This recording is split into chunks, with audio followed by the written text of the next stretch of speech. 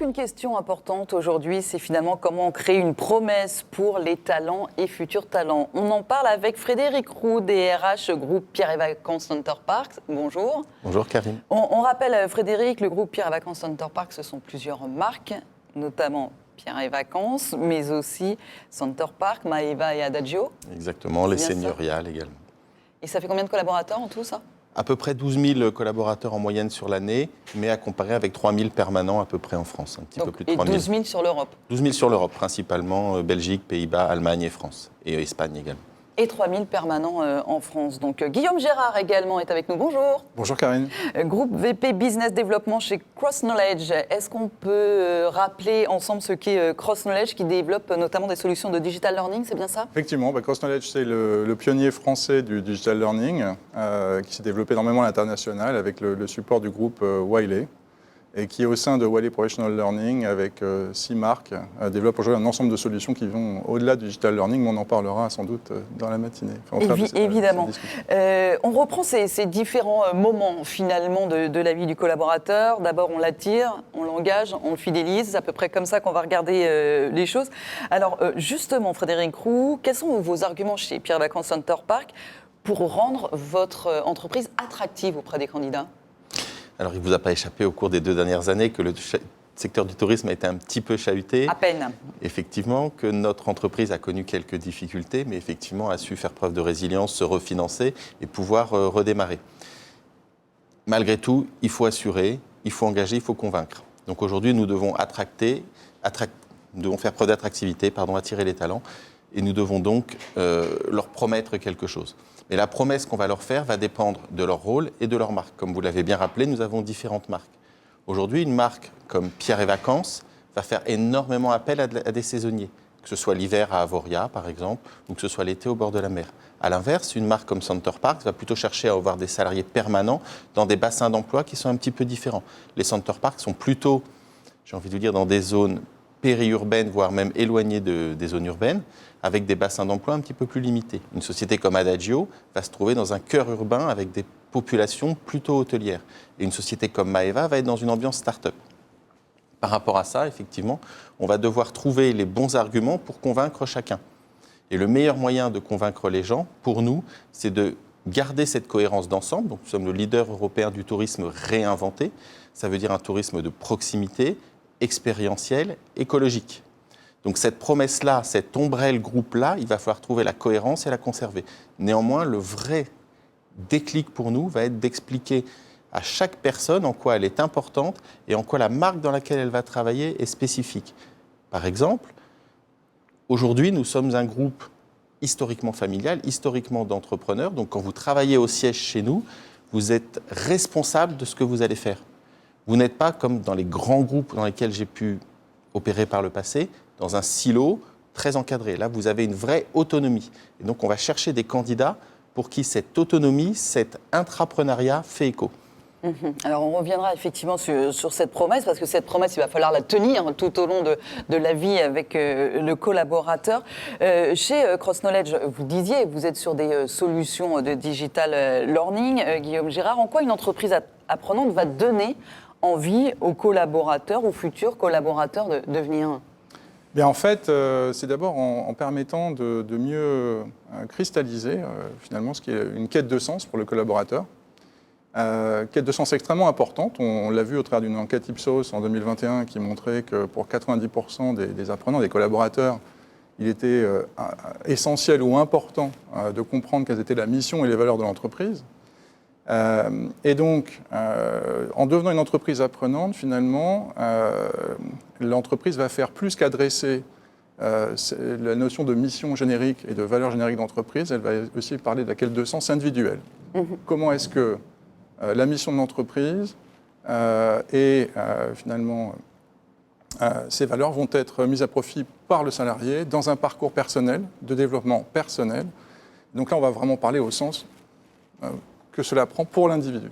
Mais vous aviez étudié, je crois que finalement, il y a un niveau de satisfaction plus élevé des salariés. Il y a une vraie stratégie de formation de l'entreprise. Et même, je crois que si on n'a pas cette possibilité-là, vous vous dites, eh ben, on a regardé, c'est le premier facteur de démission, de désengagement. Absolument, c'est ce que nous démontre une analyse de Glint, spécialiste des sondages d'entreprise, qui démontre qu'en fait 31% des salariés qui sont dans une entreprise apprenante sont plus susceptibles de recommander leur employeur à d'autres salariés potentiels.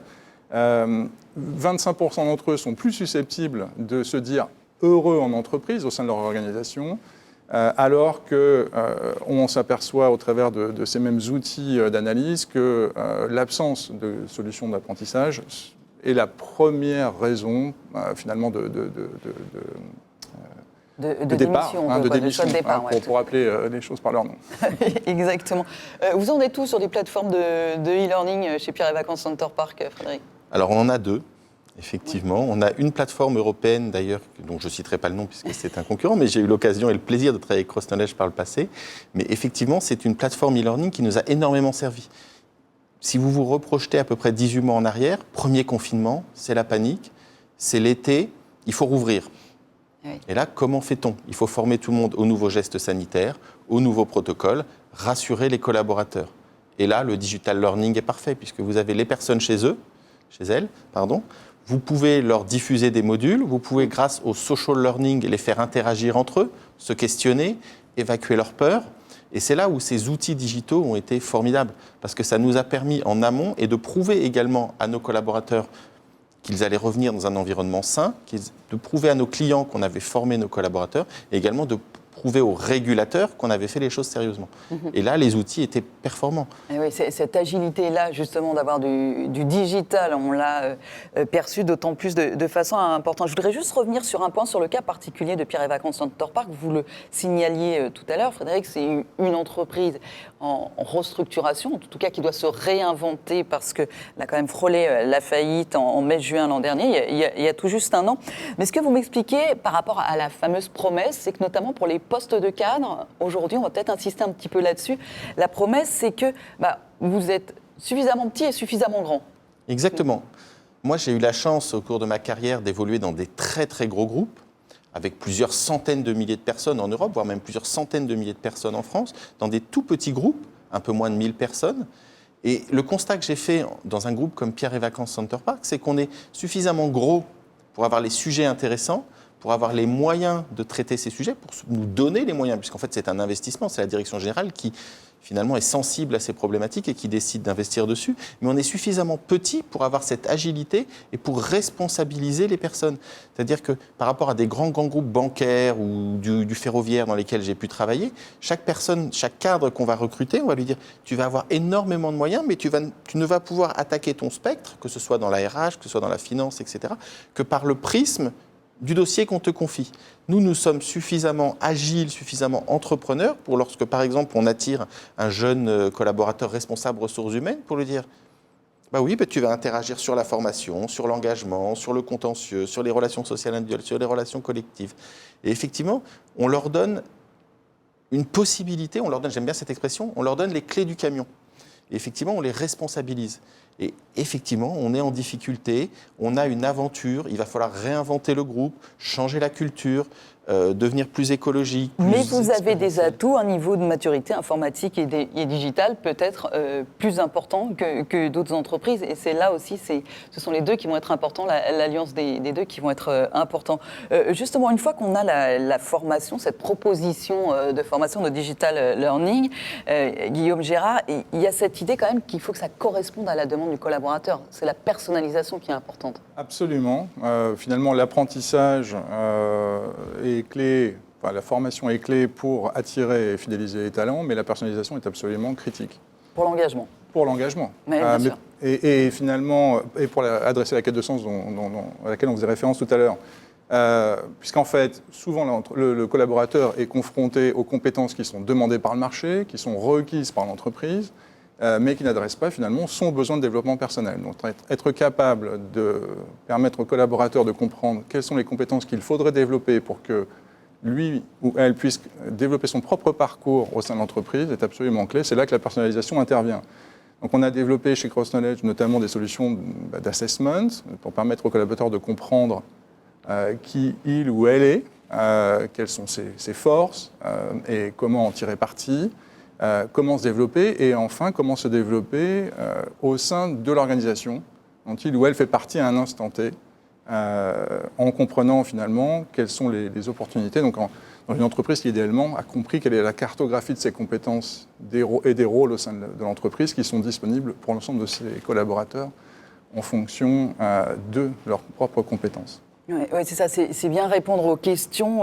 Quel est mon rôle dans mon métier actuel, où j'en suis, comment je peux m'améliorer par rapport justement à la maturité ou à l'avancée de l'entreprise, quoi. Comment vais-je pouvoir faire des choix de mobilité au sein de l'entreprise? Comment vais-je pouvoir faire évoluer ma carrière? De quelles compétences dois-je me doter pour faire une évolution verticale vers une position de management, peut-être une position de management plus importante, avec un spectre de responsabilité plus large? Ou bien faire un déplacement latéral au sein de l'entreprise? Quelles compétences dois-je acquérir pour finalement passer peut-être d'un métier d'ingénieur à un métier de commercial dans lequel je vais tirer parti de mes compétences d'ingénieur, ce qu'on va peut-être trouver dans beaucoup de métiers, à titre d'exemple. Et en même temps, c'est vrai que ces questions-là, elles diffèrent d'une entreprise à l'autre, d'un secteur à l'autre. Et vous nous expliquiez au départ, Frédéric, que finalement, vous passiez de 3 000 salariés permanents en France à 12 000. Bon, là, même si on parle Europe, si on regarde ça au fil de l'année, c'est quand même particulier, cette saisonnalité touristique. Et du coup, vous avez une position assez étonnante sur la fidélisation, où vous dites, bah oui, on va l'engager, ça c'est hyper important, mais finalement, est-ce qu'il est nécessaire de se battre pour fidéliser le collaborateur? Ça va dépendre un petit peu de son statut. Exactement. Et c'est vrai que, par exemple, Saint-Exupéry disait « La terre ne nous appartient pas, nous l'empruntons à nos enfants ». Mais de la même manière, les talents ne nous appartiennent pas, finalement, nous leur empruntons une partie de leur temps. Et que ce soit pour un cadre de siège et dans une moindre mesure ou même sur un saisonnier, l'approche va être différente. Aujourd'hui, finalement, un saisonnier, paradoxalement, c'est peut-être la population que nous aimons le plus fidéliser. Parce qu'effectivement, un saisonnier qui connaît un lieu, qui connaît un site, qui connaît une région, qui se l'approprie, qui a plaisir à la partager, d'une saison à l'autre, c'est intéressant de pouvoir le fidéliser. Ou de la même manière, un saisonnier qui fait l'hiver à Avoria, ça peut être intéressant de l'avoir à Pont-Royal en Provence l'été, parce qu'il est attaché à la marque. Sur les populations cadres de siège, notamment en région parisienne, où aujourd'hui on est dans un marché de candidats, un marché très sélectif, pour nous c'est très difficile de fidéliser. Vous avez des sociétés .com, et puis tout le monde évolue dans sa carrière. Et par rapport à ce que vous disiez très justement, effectivement, on n'est plus en mesure d'offrir des carrières verticales, surtout nous avec notre structure un peu petite. Et aujourd'hui, c'est l'horizontalité de la carrière qui fait foi. Donc finalement, nos talents, on va les développer, on va les engager. Effectivement, on va leur donner les moyens de se connaître. Nos managers également, on va leur donner les moyens de connaître leurs équipes. Et finalement, cette promesse qu'on va faire aux personnes, c'est vous allez venir chez nous, vous allez être en responsabilité, vous allez vous développer sur vos soft skills, vous allez vous développer sur les hard skills précis sur lesquels vous opérez. On va vous permettre de vous former sur le périmètre sur lequel vous opérez, mais grâce aux plateformes comme CrossKnowledge ou celles que nous utilisons, vous pouvez également avoir accès à l'intégralité du contenu. Et donc, vous allez pouvoir vous former sur d'autres départements ou être curieux. Et là, vous allez développer votre employabilité, vous allez pouvoir justement anticiper cette horizontalité des carrières, et peut-être que votre carrière, vous allez la faire chez nous, peut-être que vous allez partir, peut-être que vous allez revenir, c'est pas rare de voir revenir des gens. Et en vous développant votre employabilité, finalement, c'est comme ça qu'on vous fidélise. Et puis, vous dites même, vous allez même jusqu'à dire, si certains veulent sortir, autant qu'on les aide à sortir par le haut. Parce Exactement. que ça aussi, finalement, ça fait partie de votre image de marque vis-à-vis des futurs collaborateurs. Exactement. Et c'est vrai que moi, je le vois quand je raconte les histoires, parce que les gens, la première question que vous pose souvent un candidat, le dernier qu'on a eu à la consolidation, par exemple, la consolidation financière, on est une société cotée, on doit publier des comptes, etc. Et la question que nous pose le candidat, c'est pourquoi le précédent est parti ? Et là, on lui raconte qu'il est venu chez nous, il s'est développé, on l'a accompagné, on l'a aidé à grandir, et il est sorti par le haut dans une entreprise un peu plus grande.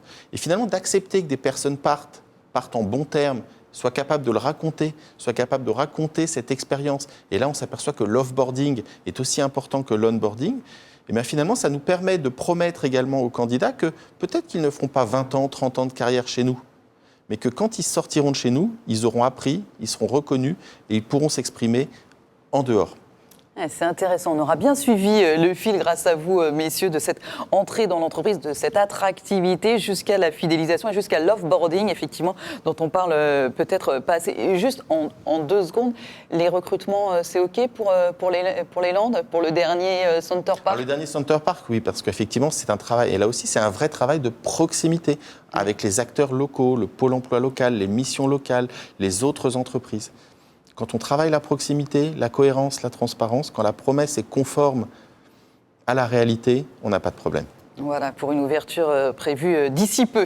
Exactement. En tout cas, merci beaucoup à vous, Guillaume Gérard, Groupe VP Business Development Cross Knowledge. Merci beaucoup de votre témoignage. Frédéric Roux, DRH Groupe Pierre et Vacances Center Park. Merci également à vous. Merci.